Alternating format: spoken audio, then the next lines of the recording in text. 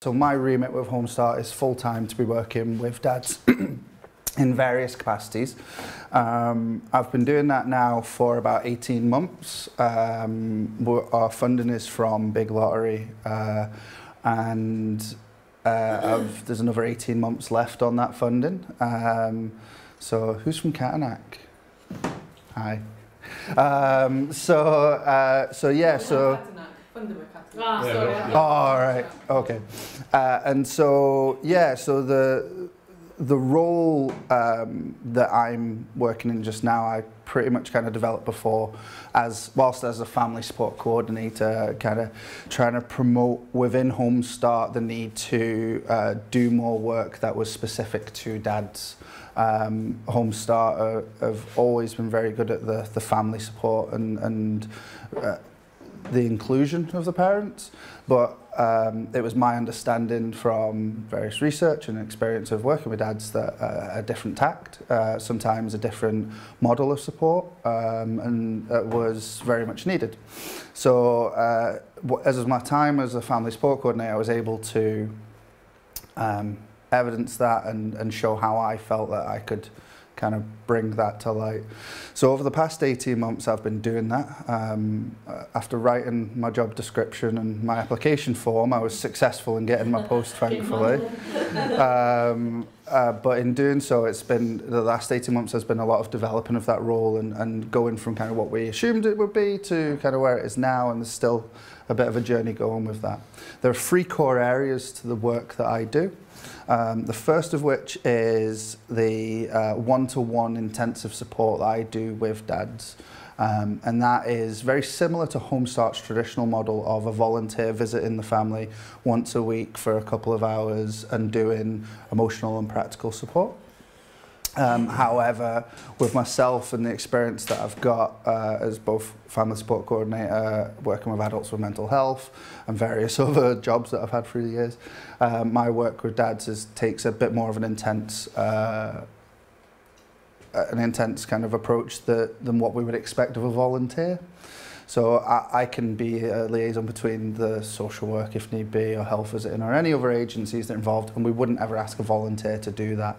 So, so things like that, and also my time, I can give multiple visits during a week, or can get a bit more into the nitty-gritty than we would ask our volunteers to dig into. The second part of the role, which predated the role actually, was the group work that I've been doing. So I've been working with a number of schools in the south to deliver dads and children's groups, whereby the dads and the children come together, and they do activities where it is solely focused on them and their children's interaction. Now, it's part of a group, and that brings its own dynamic, but every dad that comes or has come to any of those groups that I've run will tell you that they love being there with all the other guys and all the other kids, but this time that they get with their children is the most valuable time that they get with their children. There are no distractions, no phones, no responsibilities, no chores, no nothing. There's 1.5 hours every single week where dads have changed their shift patterns at work to attend. They have given up other kind of responsibilities to make this time priority, and that's something that I truly respect about their approach to that, and it's a part of my work that I absolutely love doing, because what I tend to do with that group is I bring things that I believe we can all do at home, things that I think are very accessible within the communities that we live, and things that I truly that I believe are really worthwhile activities for fathers and children to be doing together. And I try my best to do things that they've never done before. And it can be something as simple as toasting a marshmallow on a fire. It could be something as simple, well, I say that's dead simple, and they're like, I've never done this. Like, this is crazy. And then you add 2 chocolate biscuits to make a s'more. And they're like, they think that's posh. I'm like, we're melting sweets inside chocolate biscuits. There's nothing posh about that. And so between things like that, arts and crafts, gardening activities, visits to fire stations, visits to museum resource centres. Whatever school I work in, I look to use the community assets that are there, because the last thing I want to do is build up group work where it's like, these are amazing things you can do, and then they go, oh, I've no, how would I do that myself? I've no clue. So I try and find what is on your doorstep, what should you be accessing anyway. It doesn't cost money. It doesn't cost money, and so the running of my groups is very cheap. I'm a very resourceful guy. I quite like to get things at a good price, but it is a case of trying to get things that don't cost anything. The simple things, like we had an 1.5-hour session of flying paper airplanes. And that was because I'd completely forgot to book a session for that day or plan it. I was like, right, let's have a flying of airplanes competition. And at 1.5 hours, 4:30, I'm pushing them out. I'm like, come on, guys, I've got other stuff to do. And I thought I'd be kind of like, oh, I've still got 45 minutes to film. Not at all. They want to do that again. They want to beat the distances that they got last. So that whatever we do, they absolutely get into it and they dive right in with the kids. And yeah, I'm quite happy with the success rate of the enjoyment of sessions that we've had. If anyone ever tells you that dads don't particularly like arts and crafts, it is nonsense. They're the most into it, more into it than the kids are. And if the kids aren't doing it right, then I love it. It's like, oh, let me do that bit. Can I just? It's all right. So yeah, so the interaction with the dads and kids there is just essential. And what we've seen from that is really good feedback from the schools about the dads' engagement with schools, with the dads and the kids and attainment. And we've always had a high level of children within the group of being on an autistic spectrum who all had additional support needs. That's always been the case. And yet we found that the routine of having this dads group, this routine of bringing dad into the school, being more aware of the school activities, has had a really positive impact on the children within the school. So yeah, that's been really good. And the third core component of the role that I do is the dad's antenatal work that I've been doing. I've been delivering since December of last year. So that's taken a long time to get going. So it was a year from when I started post to when I was able to deliver my first session.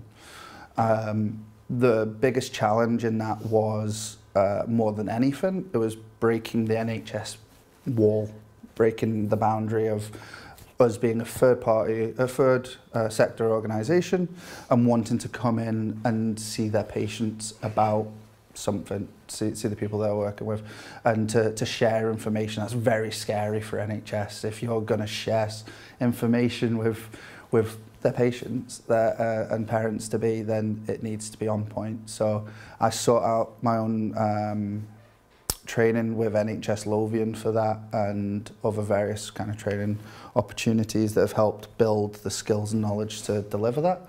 And I've been delivering that now twice monthly in one hospital in the south of Glasgow. As of the last month, I've been asked by the head of Maternity Services for Greater Glasgow Clyde to take that to the Queen Elizabeth Hospital as well. So we're expanding as of September to be delivering within 2 hospitals. They asked me to do the Princess Royal, but it's kind of out of my remit. So they kind of want it in every hospital that they can have. However, I am but one guy. I have so many hours in a week to deliver the work that I do, and yeah, at the moment there's nobody else in Glasgow who can deliver that alongside me, and that's something I hopefully look to build upon. Is the dads work? Is it one group of dads, one session, or is it like 6 weeks of your sessions? Or? So the training that I have is I am able to deliver a full 4-week course as the midwife. So I've had the same parent craft training that most of the midwives in Glasgow would like to have. When I tell them, when I meet a midwife who's not heard of the Dad's antenatal classes, they say, well, how did you get that training? I've never had that training. They might have been working for Glasgow for years, working in maternity for years, so I'll just put that on silent. But there isn't a lot of funding in parentcraft, in antenatal education within Glasgow. So the fact that I'd kind of sort it out myself put me in a prime position to deliver that. With the antenatal workshops, I deliver a one-off additional session to the guys. So it's open to anybody that would like to come. So if they're on a couples course, if they're not on a course at all, does not matter. The information is out there that the dads, if they would like to come to a one night only dad-specific antenatal workshop, that's what they come to. The majority of the people that I've had attend over the last 6 months have already been on the couples course, so they're coming back for an additional session. That will change in the near future as the recruitment process had predominantly been through the antenatal clinic of the New Victoria, and the only place they could really fit me in was at the workshop, so that they deliver. So I actually take part in their workshops. So I go along to the very first week of the couples courses at the New Victoria Hospital, and I participate in that. I share information, but also help them gather information from dads to be filtered into the course. So I'm working in cooperation with them on their course, as well as then coming back a week later and delivering my own workshop in the hospital. So I've gone from delivering it in the community in a coffee shop to them getting to a point where they agreed to have me in the hospital, and that was a big step. They don't like third sector organisations coming into hospital grounds and doing things that make them, So I'm now going from a coffee shop to one hospital and now into two. I'm very happy with the progress that's making. Our referrals will also begin to be handed. So our contact and information about the classes are going to be distributed at booking. So rather than 32 weeks, they're going to be hearing about the antenatal workshops at 16 and 20 weeks. So that is a massive step forward for us in regards to how many people we're going to start getting through the workshops. In 6 months, we've had over 60 dads, which I'm very happy with, but I'm also aware that if more midwives knew, if the information was better distributed, that number would easily be doubled. Because a number of the guys that I have that sign up for my workshop don't make it to class because the baby comes before the date. And if I don't meet them until the 32, 34 weeks, there's not a lot I can do about that. So that's changing.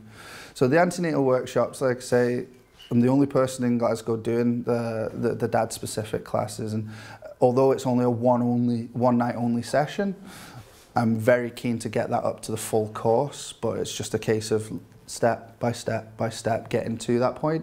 I was able to produce a 6-month report specifically for the Maternity Services to show them kind of the feedback and the interaction that had come from the guys that have all attended, and that was very well received. So, and then on Monday of this week, we only found out on Tuesday, but on Monday of this week we were in the Evening Times. They ran a 2-page article on Home-start Glasgow South for volunteers, which also included pretty much half a page on the dad's antenatal. So we've got like one copy of it. I would have bought 20 of them.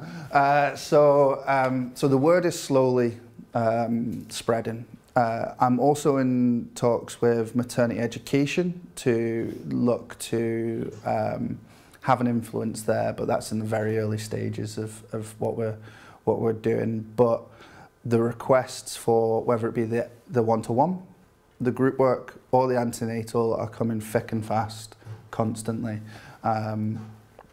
So yeah, I believe that although 18 months into this pot of funding and 18 months to go, hopefully I'm setting up some work here that will last a lot longer and reach a lot further.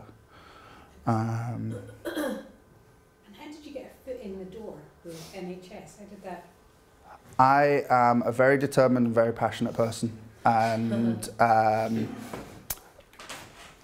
that's the answer. That's as much. That's it. Get some knocking on the Yeah, door. but passion and that will only get you so far. So there must have been some engagement that you know, where you actually met them in their activities. Because you're right, the NHS, you've got to speak the language, you've got to toe the line according to their recommendations and principles and practice. So what was the interface between passion and that happening? Well, it's hard to say. I mean, we Glasgow South, we've interacted with health visiting and midwifery in a referral capacity for a long time, and so we've had a good relationship there that predates kind of any of the work that I was doing. So for me, I mean, and this is in no way kind of like blow my own horn. It's just a case of I sort out who to see, and I ring their secretary, turn up to clinics, speak to who's the manager, like sheer determination. So don't get me wrong, through that there's many walls that I hit, many kind of, you'll need to contact such and such, and I suppose they know what's good, you know, not what's good for them. They know the NHS should know what they need, and actually to engage dads, they need someone like Ryan who's got the passion and the vision. And with the relationship with health visiting and such, I'm able to hear, you know, behind the scenes as to what developments are happening. So we've got the best start developments for midwifery across Scotland that are coming. So hearing about things like that gives me an opportunity when I'm talking to them to say, look, I know that you've got this going on. 5-year review of maternity services. Okay, that's going on. Is this not a good time to maybe draw us in? You're looking to move out into community with the work you're doing. I'm community. So I have worked solely and determinedly, if that's the word, to make this happen. Ultimately, once I've got the meeting, it's come down to taking information from likes of Fathers Network, from Mark Williams, from Mark Harris, and such, and being able to produce to them good enough reasoning that this service is needed. Then taking that to the next step and saying, I have this ready. So I'm not the sort of person who says, I think we need this. I will turn up at someone's door and say, I think we need this, and this is how it'll work, and this is what I'll do. And for this work, there's been fortunate opportunities that have come up, but more than anything, it's just been, well, I told the funders I'd do this, so I'm going to do it. A lot of this relationship building as well, it's really key people who are gatekeepers. Once you're able to convince them, then doors may open. But behind the question I was asking is about how, you know, if you want to replicate that in other areas, you know, how would you kind of, what guidance would you give? Because you know, we can't replicate you. No, I know. But if someone else wanted to do it, you know, how do you kind of systematise that? You know? You're right, it is the relationship with the gatekeepers. It's finding out who are the gatekeepers. If, you know, I'm fortunate I've got like a couple of midwives here and there who are on the same page as me. People who have insight behind the scenes and would give me wee tips here of who to speak to, when to speak to them, how many donuts to take, etc., etc. So ultimately it's come down to having those relationships pre-existing within Home-start Glasgow South. I think if I was, you know, if I was in any other position in any other organisation, I'd still be knocking on the door. But I've got fortunate contacts within Glasgow. And I suppose Home-start as a model, within all Home-starts, health visitors are the people that we have our main relationship with, because that's where our referrals come from. Not all, but probably if you looked at it, let's say Sharon, 75%. So all Home-starts have relationships naturally with health visitors. Obviously Ryan has developed. I mean, I delivered so we often go to the health visiting team meetings and speak to like the whole team of a clinic about services that we provide, and so from that, you know, that's places where I'm able to kind of further that and get the next step along. With maternity services, don't get me wrong, they did not buy into it straight away. It probably took the first year, so up until I was delivering the sessions, and there was still people who just didn't know what I was doing, didn't know why I was doing it. But they kind of said, well, we don't have time, go ahead and do it. So for me, it was just a case of, well, do it right, do it well, and come back to them once you've got that evidence. By doing it so the maternity services don't have any delivery in what I do currently, and that's for me, that's a part of the next progression of it, is that for one, I don't even believe this is a third sector responsibility. This is an NHS responsibility. I feel that in order to get it back onto the NHS, that we need to show them that it's needed and that it's worthwhile. Like this to me is a standard service that should be provided. The fact that it's falling to organisations like ourselves to do it is sad.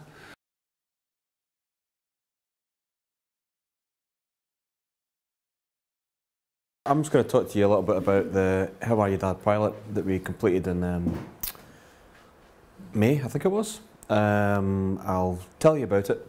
What you're going to see is the same presentation that we gave to the advisory group meeting.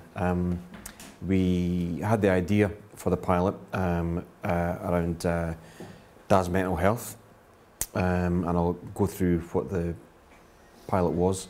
But rather than us have the idea, put something together and then just deliver it and evaluate it ourselves and so on, we pulled together a bunch of people from across Scotland to form an advisory group, so that essentially we would facilitate the pilot and we would do the groundwork, I guess, but these were the experts across health who would advise us and guide us as we went along in terms of the content of the pilot, in terms of the content of the workbook, in terms of the evaluation, and also when we came to do a report at the end, the recommendations, you know, what they thought of those. So basically about a year ago we began talking to Mark Williams from Fathers Reaching Out. He's a mental health campaigner for a paternal mental health campaigner from down south.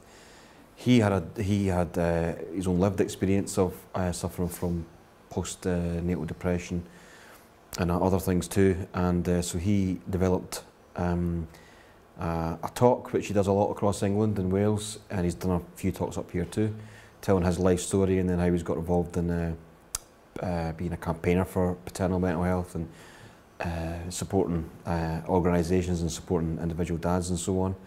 And he developed a kind of a workshop, sort of stroke talk for health visitors with the NHS down in England.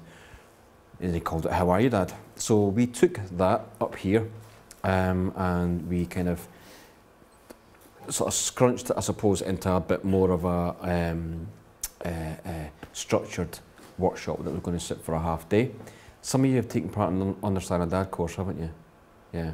So because it was me that was working with Mark on it, that was the model that we used. It was about the information about paternal mental health, and well, in fact, I'll tell you what, I'll just go through these slides quickly and that'll explain it to you. So these were the three aims of the pilot, dead simple: to improve practitioner and service knowledge on the issue of paternal mental health, to improve confidence in dealing with the issue of paternal mental health. So the knowledge would be there, but also the confidence to deal with it, because as Dave said, one of the things you get is, well, this is really interesting, I understand this, but I don't really want to deal with it because there's a can of worms and all that sort of stuff. So the third part that would help that happen would be to affect practice and service change, so that ultimately paternal mental health is better supported across services.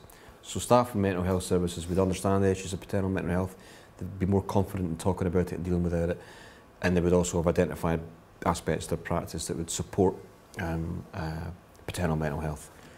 So we did it across 5 health boards. These are the 5 health boards up there, you can see that we did it in. We mentioned the difficulties with Greater Glasgow in terms of getting into maternity units and so on. So Greater Glasgow was coordinated by your sister-in-law, and the participants were people, the 2 sessions in Greater Glasgow were the only ones where it was mainly third sector and social work services that came along. So we did 8 sessions, just about 70 people came along. As you can see, the biggest chunk were NHS staff, so that was midwives and health visitors. And then there was a mixture of, well, third sector was the next biggest chunk, and then council and private. How did you get them to attend? How did you get their buy-in for this? Well, we had developed contacts in each of the 5 health boards, so I knew people in 5. We've been delivering Understanding Dad in all of those areas, I guess. So I'd done that initial work to get Understanding Dad out there. we delivered Understanding Dad and a couple of other health boards, but the funding was one of those funds where we were asked to apply for it, because, well, not asked to apply for it, but we applied for it as the door was about to close on it. And then, so we got the funding, we applied for it in June, got the go-ahead in October, and it had to be spent by April. So it was really quick. So of course, I had about 7 or 8 health boards, I think, that I was talking with. And really, it was the ones that came back to me and said, yeah, we'll do it. It was as simple as that. There was one other health board that was supposed to, that were kind of humming and hawing, and at the very last minute, Tayside got in touch with me, for example. So we just went there. So that bit that Ryan described, that's how we got those contacts in the first place, but then we already had those contacts, so we went and delivered it with those staff. So in terms of the content, as I say, it was about the research about paternal mental health, and it was thinking about practice and practice change. So the immediate session feedback was 100% positive, which is great, but you know yourself that quite often people can go away from, whether it's workshops or talks or seminars, feeling totally enthused and really positive. So that already told us so much. The workshop itself was a good workshop, I suppose. So there was some positive, really positive feedback about that, which was good. But we were able to, we themed the post-palate evaluation and asked folk to score it out of 5.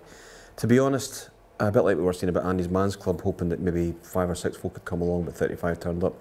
If we'd have got 3.5 and 3.8 for something that was kind of put together in such a short period of time and really wasn't our area of expertise, I'd have been happy with that, but they came back and evaluated it quite high, as you can see. So issues around confidence around signposting, confidence around talking around dad's mental health, understanding some of the warning signs and symptoms, which are really important, an awareness of the impact poor maternal health has on not just dads, but on mums, babies and the family unit. Because again, working with health staff, we should never apologise for talking about dads, but it does help if you can go in and say, it's about dads, but it's not really about dads. It's about mums and dads and mums and babies and dads and all that sort of stuff, you know, so it's that wider impact.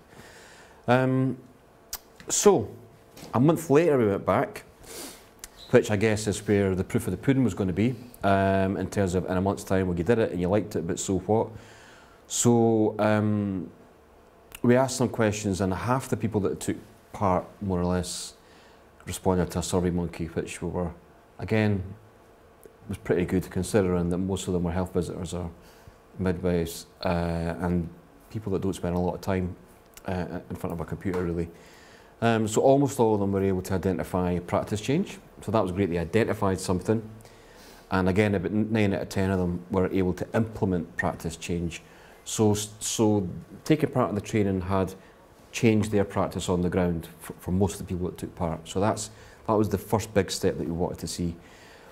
And they told us all sorts of things about their practice change, but we again themed it into these 6 areas. So the various things they did were captured in talking to mums about dad's mental health, for example. You know, they're comfortable talking to mums already, but where they felt it was right talking to mums about dad's mental health, including dads in the work that they're doing. And there was various things around that. So just literally including them. I'm not just here to talk to mum, I'm here to talk to you as well, that kind of thing.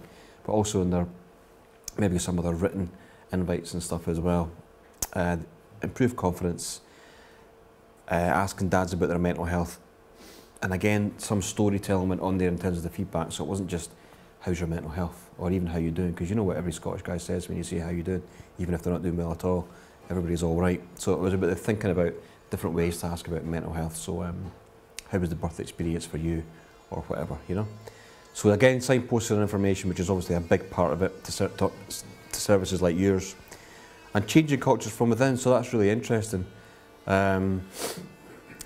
Staff coming away from this, midwives and health visitors and others, third sector staff and so on, probably because they'd had that shift in mindset about how they saw perinatal mental health, describing bringing it up in the office, or maybe softly challenging colleagues when they're talking about things like maternal mental health and so on. So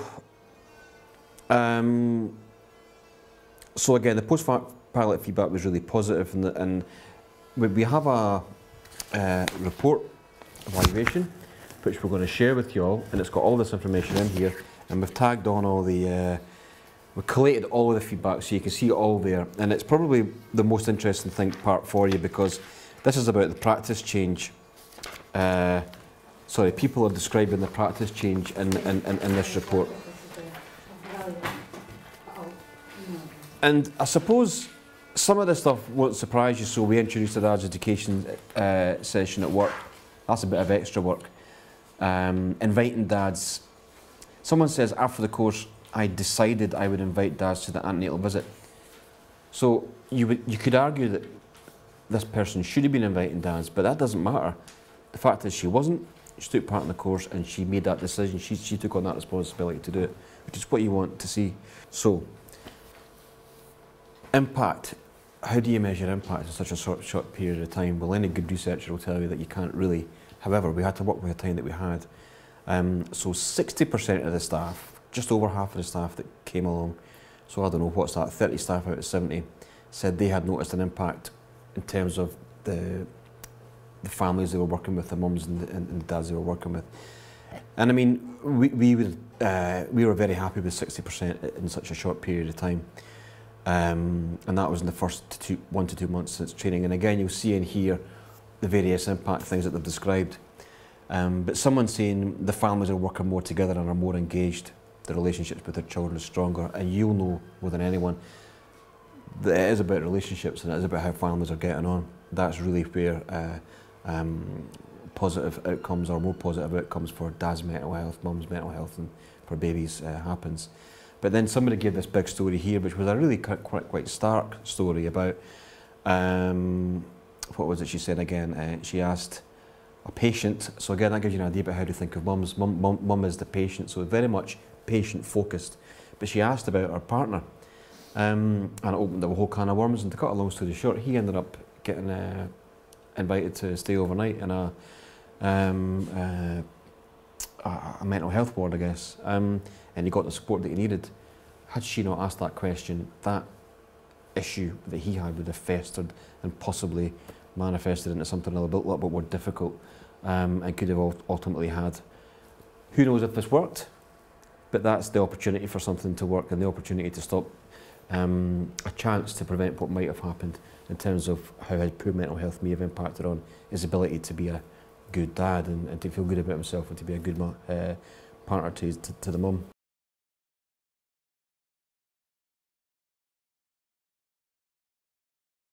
I had a toddler and I went to groups with him, and it was just weird. I couldn't find any dads.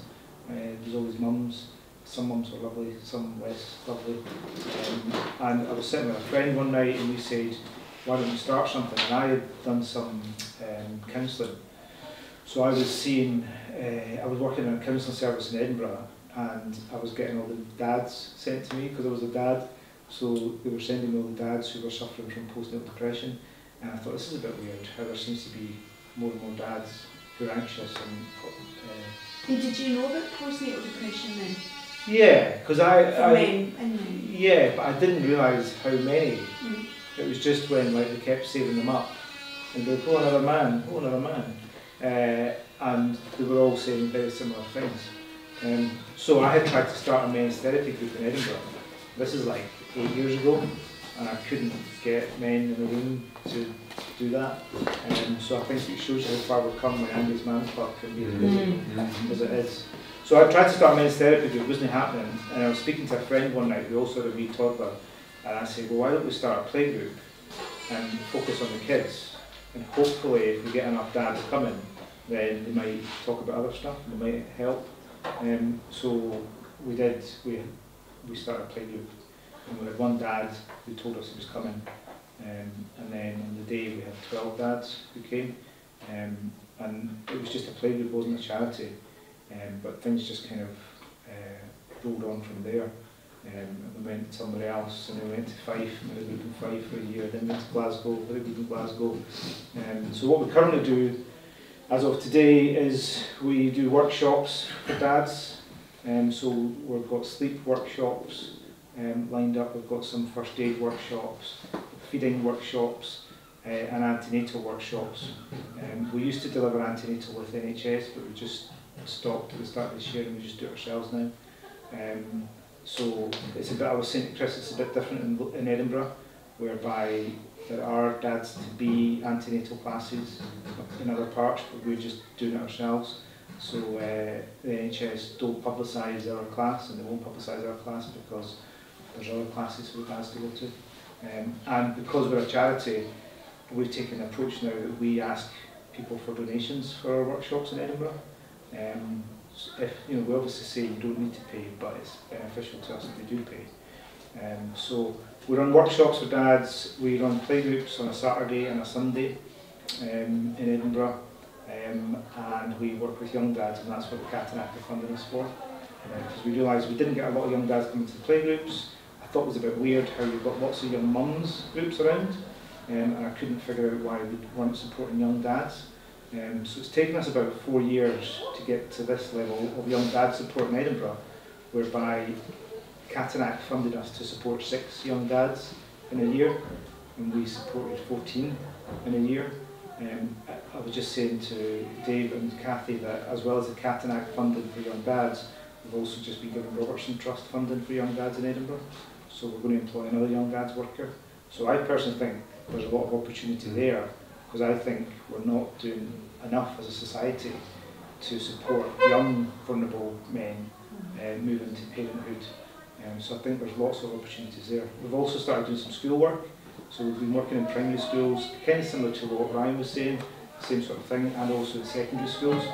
Because I don't know if you know, but boys trail girls in every single year of their education in Scotland. And I personally think that sounds like a bit of a crisis, that we've just allowed that to happen. I think it's brilliant that we have a Scottish Council for Women and Girls, but what we're doing for boys, and what we're doing to prepare boys to be dads, because 80% of men become dads in their lifetime.